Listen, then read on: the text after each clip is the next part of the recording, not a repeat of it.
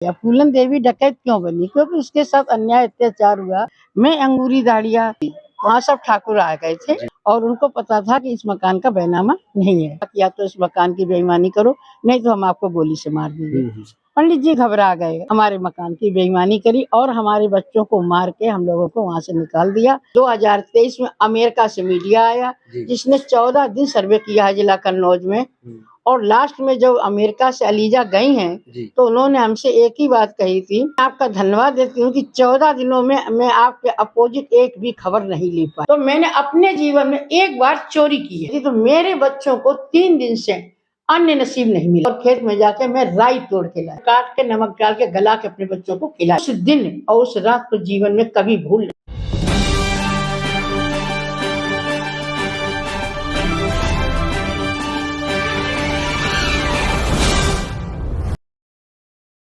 नमस्कार, जय भीम, जय भारत, जय संविधान, जय विज्ञान। मिशन न्यूज डीसीके में आपका स्वागत है। कैमरा पर्सन जूली भारती के साथ मैं दिनेश चंद कुशवाहा पहुंचा हूं जनपद कन्नौज में।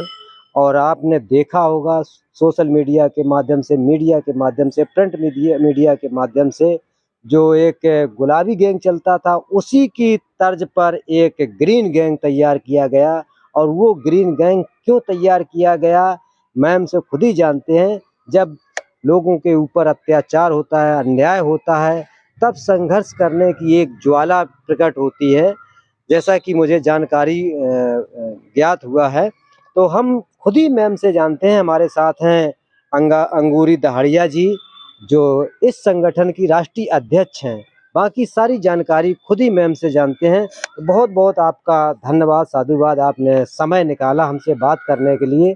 हम आपके बारे में जानना चाहते हैं कि मैम इतना बड़ा बेड़ा उठाने का क्या उद्देश्य रहा, आपने एक संगठन बना के तैयार कर दिया, इसके बारे में थोड़ा हम लोगों को बताइए।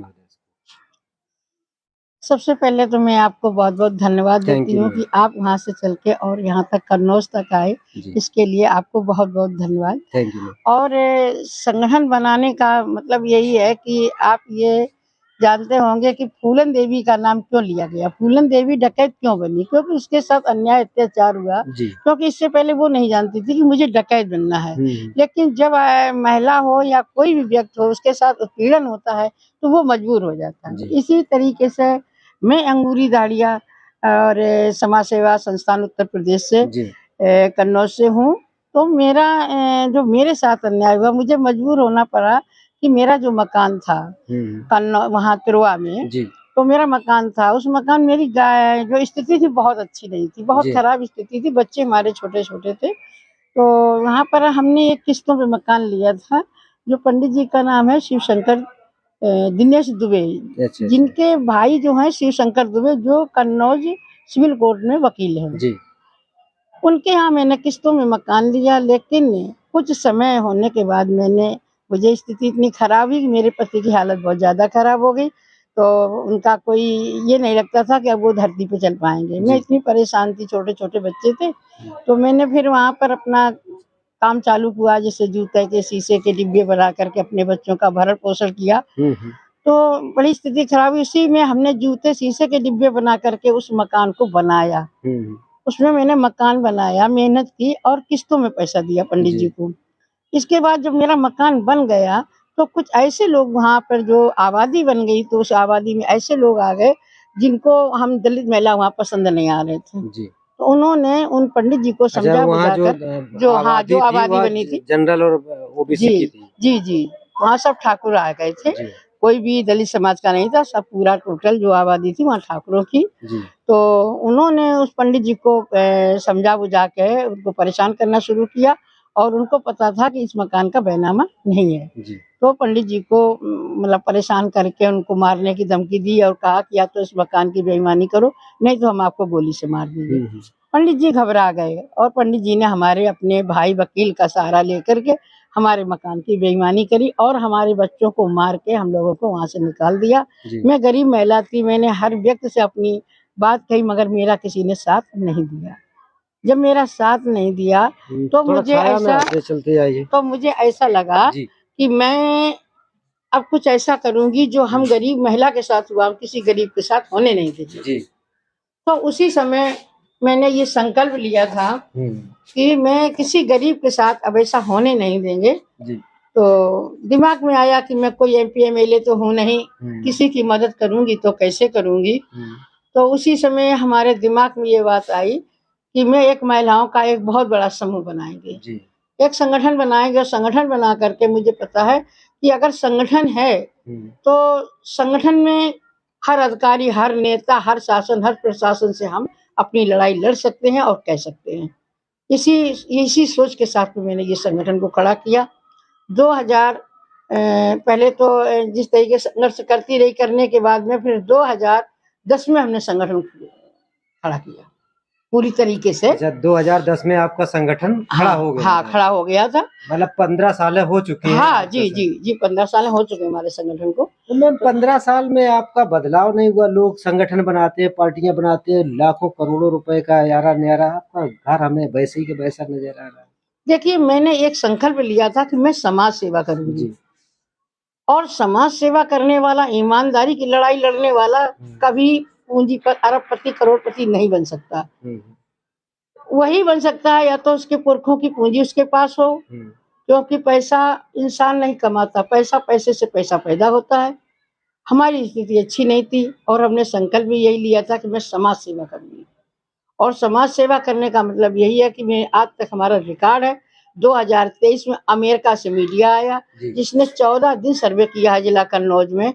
और लास्ट में जब अमेरिका से अलीजा गई हैं तो उन्होंने हमसे एक ही बात कही थी कि मैडम, मैं आपका धन्यवाद देती हूँ कि 14 दिनों में मैं आपके अपोजिट एक भी खबर नहीं ले पाई। ये हमारे लिए, जिला कन्नौज के लिए एक गर्व की बात थी कि मैंने कन्नौज में अगर बहुत लोगों को न्याय दिलाया और किसी ने हमारी बुराई नहीं की। तो क्यों नहीं की? इसीलिए नहीं की कि मैंने किसी से पैसा नहीं लिया, मैंने समाज सेवा की है। और मेरा ये उद्देश्य भी है, मैं अपने जीवन में किसी का पैसा लेकर के मैं पैसे वाली नहीं बनना चाहती, मैं समाज सेवा करना चाहती, क्योंकि मुझे इसी से सुकूनत मिलती है और मुझे सबकी मदद करने में अच्छा लगता है।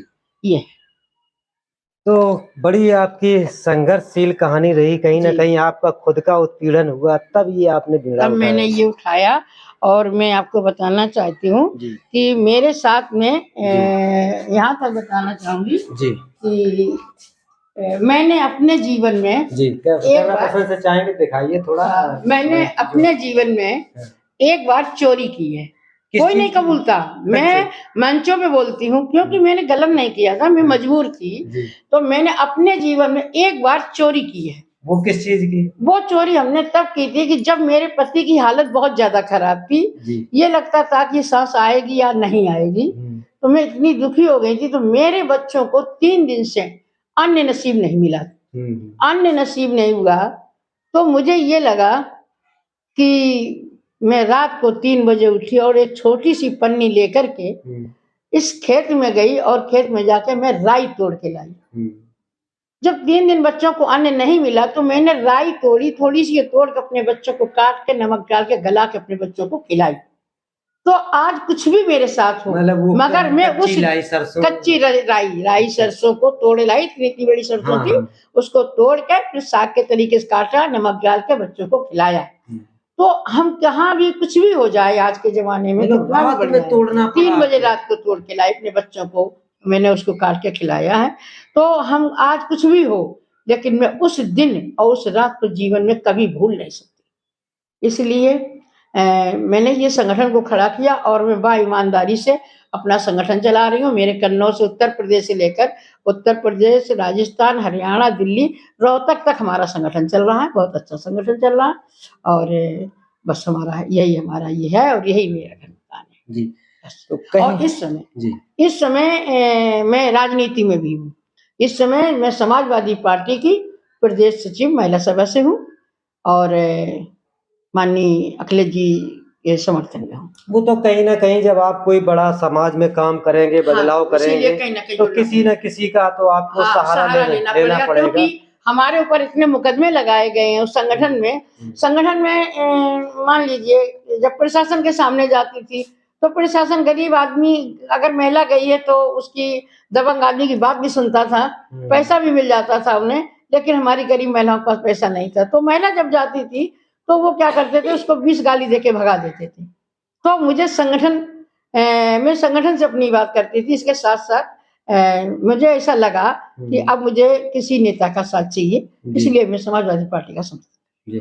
चलिए, वो तो अपनी-अपनी पसंद है, जिसको जो पसंद आएगा उस तरफ आदमी का झुकाव होगा। हम चाहेंगे कैमरा पर्सन से दिखाइए, जैसा कि मैम ने अपनी चोरी भी कबूल की और लोग छुपते रहते हैं संगठन के कि हमारा फला पार्टी से ताल्लुकात है या नहीं है, ये बताने में कतराते हैं। लेकिन मैम ने ऑन कैमरा इस चीज़ को बताया कि मैंने एक बार चोरी भी की और मेरे जो राजनीतिक संबंध हैं वो माननीय अखिलेश यादव जी से है, समाजवादी पार्टी से है।